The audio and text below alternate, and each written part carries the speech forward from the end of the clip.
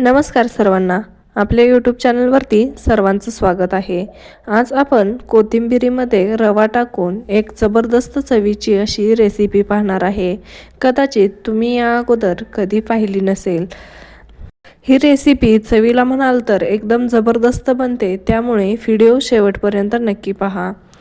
तर त्यासाठी काय करायचं आहे, मी एका ताटामध्ये कोथिंबीर बारीक चिरून घेतलेली आहे. आता ही कोथिंबीर मी 1 वाटी दाबून भरून घेतलेली आहे. तर इथे या वाटीने 1 वाटी बारीक कट करून घेतलेली कोथिंबीर घेतलेली आहे.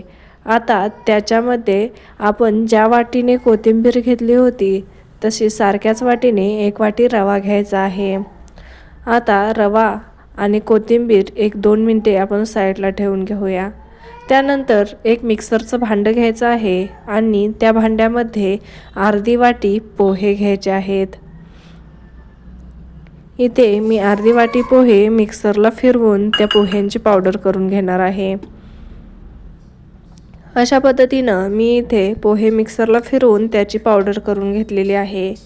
आता ही पावडर साईडला काढून घेऊया आणि त्याच मिक्सरच्या भांड्यामध्ये 7 ते 8 लसूण पाकळ्या आणि 2 हिरव्या मिरच्या घेतलेल्या आहेत. ह्या आता मिक्सरला फिरवून घेऊया. आता हे मिक्सरला आपण फिरवून घ्यायचं आहे. अशा पद्धतीनं हिरवी मिरची आणि लसणाचं आपण वाटण करून घेतलेलं आहे. ते आता साईडला काढून घेऊया. त्यानंतर कढईमध्ये मी 1 चमचा तूप घातलेला आहे. तूप व्यवस्थित गरम झालं की याच्यामध्ये अर्धा चमचा जिरे घातलेले आहेत. जिरे व्यवस्थित तडतडले की याच्यामध्ये जे मिरची आणि लसूण वाटून घेतलं होतं ते याच्यामध्ये टाकायचं आहे. आता ते लसूण आणि हिरवी मिरची त्याचा कच्चापणा जाईपर्यंत आपण या तेलामध्ये परतून घ्यायचं आहे. 1 मिनिटभर परतून घेतल्यानंतर याच्यामध्ये आपण ज्या वाटीने रवा घेतला होता त्याच वाटीने मोजून असं पाणी घालायचं आहे. आता आपण 1 वाटी रवा घेतला होता त्यासाठी मी इथे 1.5 वाटी त्या वाटीने पाणी घेतलेलं आहे. त्यानंतर याच्यामध्ये आपण चवीनुसार मीठ घालायचं आहे. आता पाण्याला छान अशी उकळी आली की याच्यामध्ये आपण जी बारीक कट करून घेतलेली कोथिंबीर होती ती याच्यामध्ये घालायची आहे. आता कोथिंबीर व्यवस्थित मिक्स करून घ्यायची आहे आणि या उकळलेल्या पाण्यामध्ये आपण जो 1 वाटी रवा आणि पोह्याची पावडर करून घेतली होती ती याच्यामध्ये घालायची आहे. तर आता आपण याच्यामध्ये रवा घालून घ्यायचा आहे.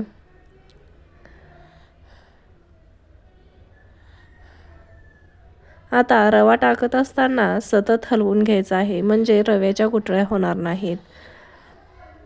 हे आता व्यवस्थित सतत असं हलवून कोथिंबीरमध्ये मिक्स करून घ्यायचं आहे.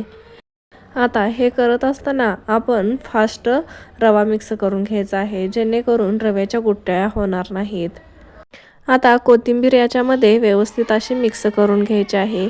इथे मी उलतानाने सुरुवातीला मिक्स करत होते, पण उलतान पातळ असल्यामुळे मी इथं जाड चमचा घेतलेला आहे मोठा. परत या चमच्याने व्यवस्थित असं मिक्स करून घेतलेलं आहे.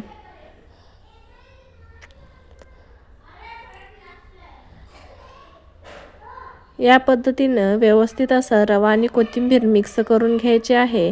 आणि याच्यामध्ये मी वाटीच्या प्रमाणात म्हणाल तर 1.5 वाटी पाणी घातलं आहे, त्यामुळं अगदी पाण्याचं प्रमाण परफेक्ट झालेलं आहे. आपण जास्त पातळ किंवा जास्त घट्ट करायचं नाही.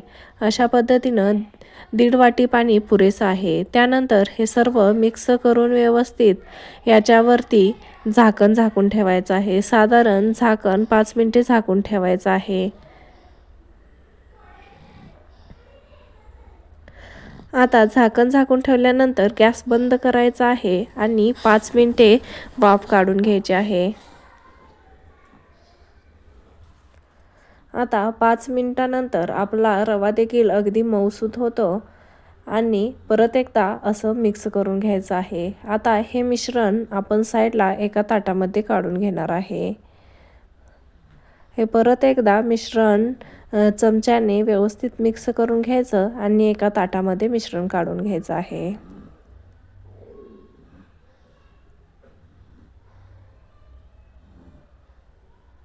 इथे हे मिश्रण मी एका ताटामध्ये काढून घेतलेलं आहे। आता हे मिश्रण थोडंसं कोमट होऊ द्यायचं आहे आणि व्यवस्थित असं मळून घ्यायचं आहे। आता व्हिडिओमध्ये दाखवल्याप्रमाणे याचं मी मिश्रण असं मळून घेतलेलं आहे। याचा आपण गोळा तयार करून घ्यायचा आहे। आता मिश्रण कोमट झालं की हाताने आपण भाकरीचं पीठ जसं मळतो त्याच पद्धतीनं हे मळून घ्यायचं आहे।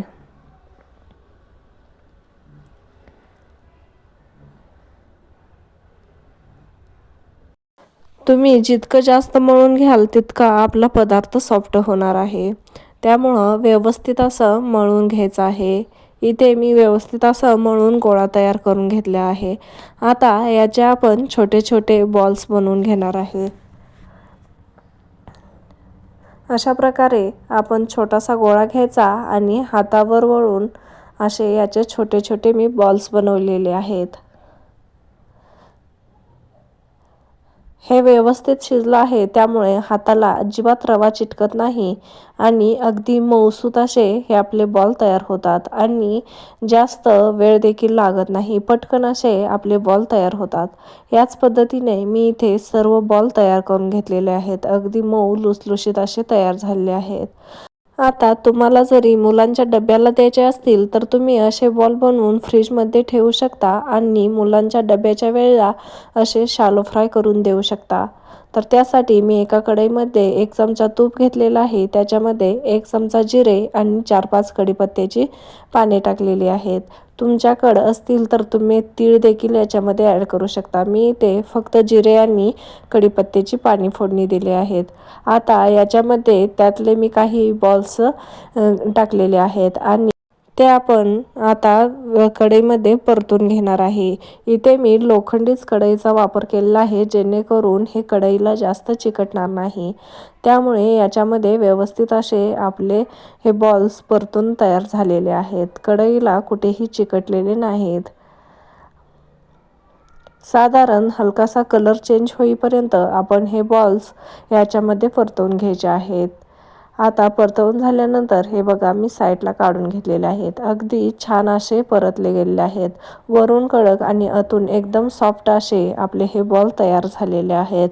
मुलांच्या नाश्त्यासाठी किंवा डब्यासाठी तुम्ही ही रेसिपी नक्की ट्राय करू शकता।